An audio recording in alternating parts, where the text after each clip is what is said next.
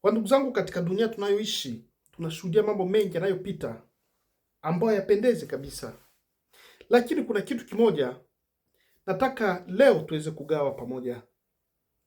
Unapotambua kwamba kuna hali moja ama nyingine ambayo inakusumbua katika maisha yako, ni lazima ujue kuipuuza hali hiyo.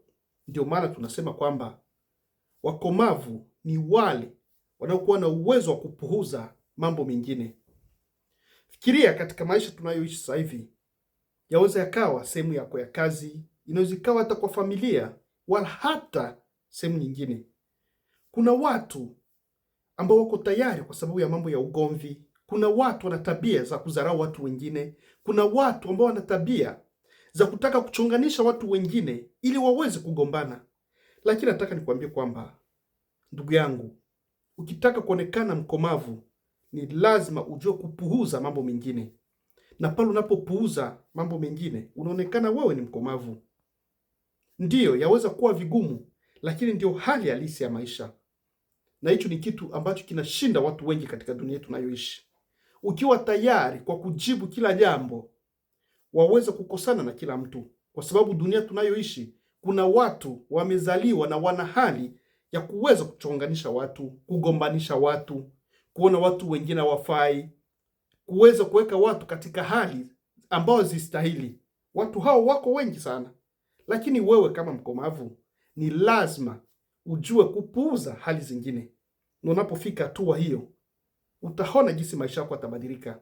Utaona hali yako ya kuwa na mahusiano na watu wengine yatabadilika, na uanze sasa utayaona hayo nayokwambia, kwa sababu hicho ni kitu ambacho watu wengi wanashindwa kukivumilia. Anapoona jambo hapo hapo anataka kulifuatilia. Anaposikia kumetokea kitu fulani, anataka hapo hapo aende kule na aende alishambulie hali ile. Lakini wewe ukitaka kuwa mkomavu, unaposikia jambo lichunguze. Ukiona kwamba kuna umuhimu wa wewe kuweza kujibu, jibu.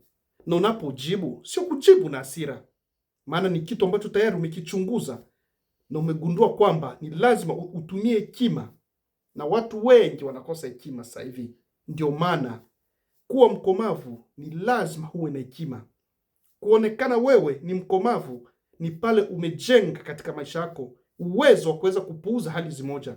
Na ujue kwamba, ndugu yangu, unapofika hatua ya kuwa unapuuza mambo fulani katika maisha yako, roho yako itakuwa na amani na utaishi vizuri na kila mtu, na hakuna jambo lolote lile litakalo kutokea, iwe asubuhi, iwe mchana, iwe jioni, hautatikisika, maana tayari wewe ni mkomavu na unajua namna ya kupuuza mambo fulani fulani.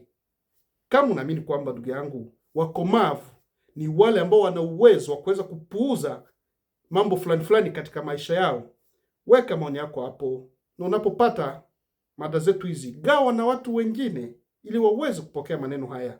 Asante sana.